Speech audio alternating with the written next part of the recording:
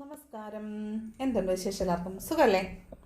അപ്പോൾ നമ്മളിന്ന് നോക്കാൻ പോകുന്നത് റിലേഷൻഷിപ്പ് റീഡിംഗ് ആണ്.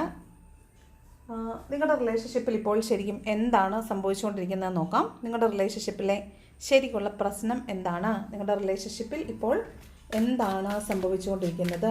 നിങ്ങളുടെ റിലേഷൻഷിപ്പിൽ ഇപ്പോൾ എന്താണ് സംഭവിച്ചുകൊണ്ടിരിക്കുന്നതെന്ന് നോക്കാം.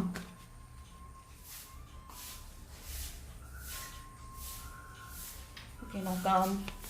ഫസ്റ്റ് കാർഡ് വന്നിട്ട് ദ സോൾ കോൺട്രാക്റ്റ്. അപ്പോൾ നിങ്ങൾ രണ്ടുപേരും ഒരു സോൾ കോൺട്രാക്റ്റിൽ ഏർപ്പെട്ടതിന് ശേഷം യൂണിവേഴ്സിലേക്ക് വന്നിട്ടുള്ള ആളുകളാണ്.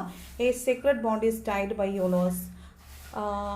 അതിനുള്ള റെമഡി എന്ന് പറയുന്നത് reflect on feelings of deep connection. അതായത് നിങ്ങളുടെ ഡീപ്പ് കണക്ഷൻ്റെ ഫീലിങ്സിനെ നിങ്ങൾ റിഫ്ലക്റ്റ് ചെയ്യുന്നു എന്നാണ്. അപ്പോൾ നിങ്ങളൊരു സോൾ കോൺട്രാക്റ്റിൽ ഏർപ്പെട്ടിട്ടുള്ള ആളുകളാണ്. അതുകൊണ്ട് നിങ്ങൾ തമ്മിൽ ഒരു സെപ്പറേഷൻ പോസിബിൾ അല്ല. ആ സോൾ കോൺട്രാക്റ്റ് തീരാതെ നിങ്ങൾക്ക് തമ്മിലൊരു സെപ്പറേഷൻ പോസിബിൾ അല്ല എന്നാണ് പറയുന്നത്. ഓക്കെ.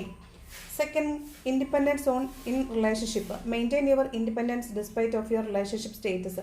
അപ്പോൾ നിങ്ങൾ ഇൻഡിപെൻഡൻ്റ് ആയിരിക്കുക. റിലേഷൻഷിപ്പിലായിരിക്കുമ്പോൾ പോലും നിങ്ങൾ അഡിക്ഷൻ കാണിക്കരുത്. നിങ്ങൾ ഇൻഡിപെൻഡൻ്റ് ആയിരിക്കണമെന്നാണ് പറയുന്നത്. ഇൻഡിപെൻഡൻസ് കാണിക്കുക. Okay.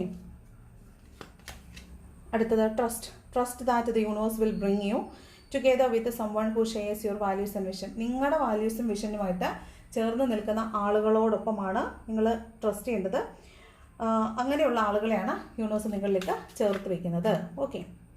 Next one, self sabotage. Break self destructive patterns. നിങ്ങൾ ചിലപ്പോൾ ഒരു റിലേഷൻഷിപ്പ് ബ്രേക്കപ്പ് ആവുന്ന സമയത്ത് നിങ്ങളെ തന്നെ നശിപ്പിക്കുന്ന രീതിയിലുള്ള ഒരു പാറ്റേൺ ആയിരിക്കും പിന്തുടരുന്നത്. ചിലപ്പോൾ ഒരു റിലേഷൻഷിപ്പ് ബ്രേക്ക് ആകുമ്പോൾ അതിൽ നിന്ന് രക്ഷപ്പെടാൻ വേണ്ടിയിട്ട് ചിലപ്പോൾ നിങ്ങൾ മറ്റ് ചില ബന്ധങ്ങളിൽ പോയി ചാടാറുണ്ട്. അപ്പോൾ എന്താ സംഭവിക്കുന്നതെന്ന് വെച്ചാൽ പാറ്റേൺസ് റിപ്പീറ്റ് ചെയ്യും. അടുത്തത്, ബിൽഡ് ട്രസ്റ്റ് ഓവർ ടൈം.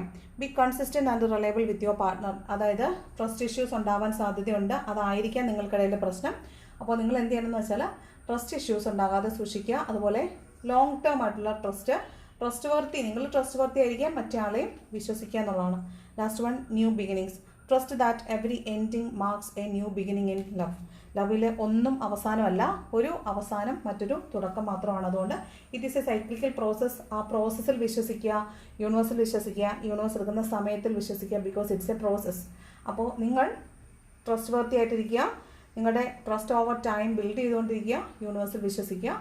ഇതാണ് നിങ്ങളുടെ റിലേഷൻഷിപ്പിൽ ഇപ്പോൾ സംഭവിച്ചുകൊണ്ടിരിക്കുന്നത്.